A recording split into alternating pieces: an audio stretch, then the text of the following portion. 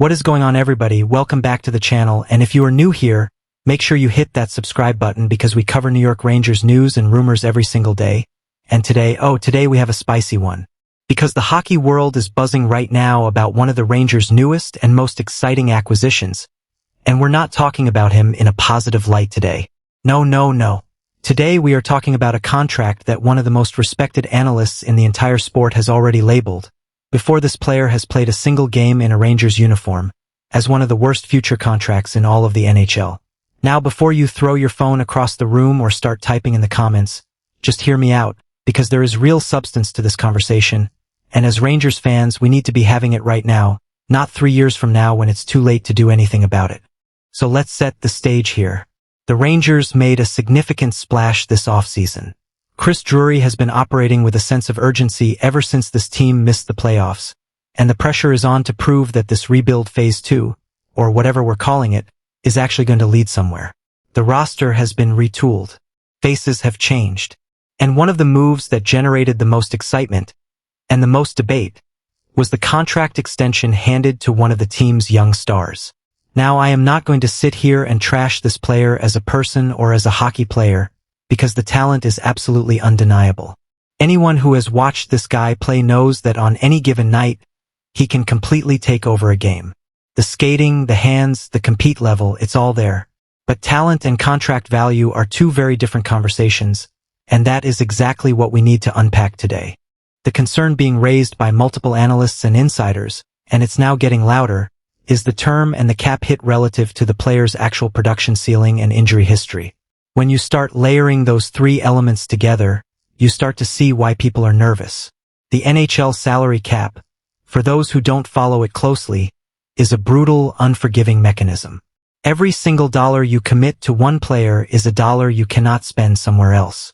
And with the Rangers needing to make decisions in the next 2 to 3 years on some core pieces, guys who are going to be demanding serious money on their next deals, tying up a significant portion of your cap space in a contract that may not age well is the kind of mistake that can set a franchise back for years. We've seen it happen. We've seen it happen right here in this city, and it is not fun to watch. Now, who specifically are the analysts pointing to? The name that keeps coming up in these discussions, and it's been circulating on insider pages, analytics platforms, and podcast circuits over the last 72 hours, is the extension tied to one of the Rangers' younger offensive pieces who was re-signed with significant fanfare. The average annual value on this deal looks reasonable today. Right now, in this current cap environment, it does not look outrageous. But here's the thing, and this is the part that people who are raising red flags keep hammering home. This contract does not age well as the cap rises and as this player potentially enters a phase where their production plateaus.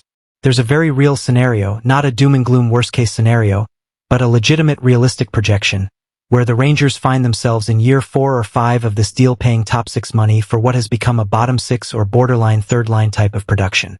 And if you know anything about how the salary cap works, you know that is an absolute nightmare to escape from without giving up significant assets. And look, the Rangers front office is not naive. Chris Drury has made some smart moves in his tenure.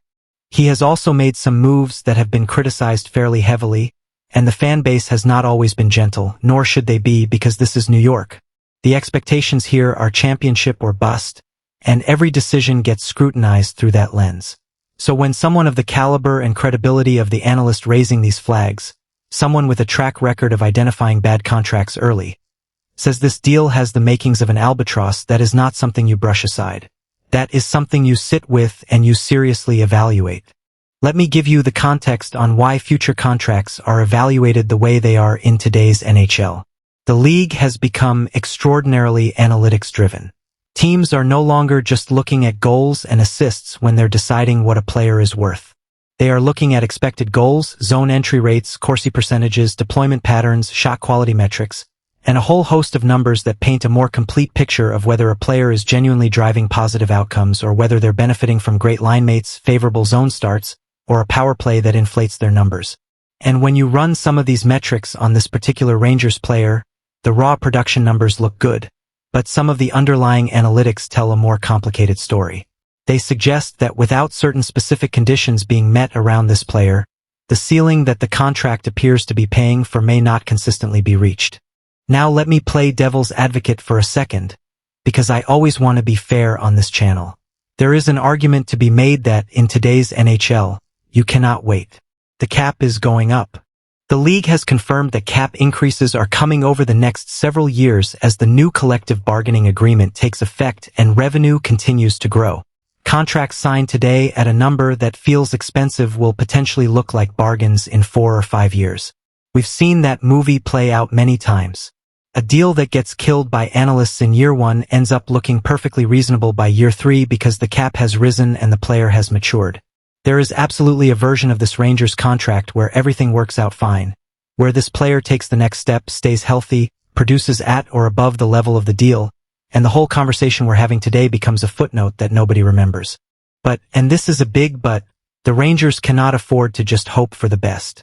Not at this stage of their window. Not with the pieces they still need to keep, extend, and add. If this contract does become an anchor, it doesn't just affect one roster spot. It has a cascading effect.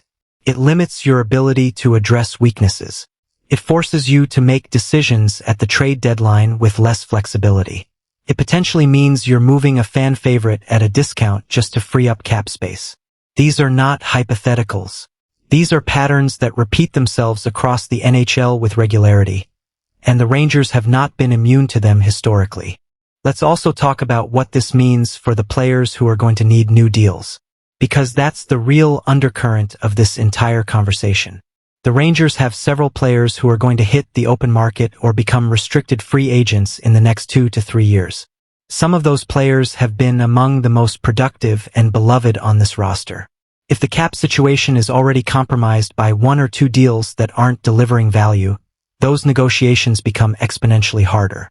Do you let a key contributor walk because you can't fit the numbers? Do you ship out a draft pick or a prospect to make the money work? These are the uncomfortable questions that a bad contract forces you to ask, and the Rangers front office better be gaming all of this out right now. Here's what I want to know from you in the comments, and I genuinely read them, so drop your thoughts. Do you think this contract is as bad as the analysts are suggesting? Or do you believe in this player enough to think the projections are wrong? Because there's also a real fan sentiment element here. Rangers fans fell in love with this guy for a reason. The energy, the moments, the big games, those things matter. They matter in the building, they matter to the locker room culture, and they matter to the brand. Sometimes a contract isn't just about pure cap efficiency. Sometimes you're paying for what a player represents to a franchise.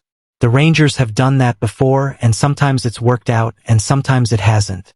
But at the end of the day, the Stanley Cup is not won with vibes. It is won with rosters built intelligently, cap spaces managed wisely, and a front office that is willing to make the hard calls before they're forced into them. The reason this story is resonating right now is because the Rangers are in a critical window. This team has real championship aspirations, and the margin for error is shrinking with every year that passes. The core is getting older, the competition in the Eastern Conference is getting stronger, and every contract decision matters more than it did 3 years ago. So is this contract genuinely one of the worst future deals in the NHL? I would say it has the ingredients to become one if certain things don't break right. Whether it actually becomes that depends on development, health, coaching, line-mate quality, and frankly a little bit of luck. What we can say with certainty is that the concern is legitimate, that the people raising it are not just being negative for clicks, and that Rangers fans should be paying very close attention to how this one unfolds over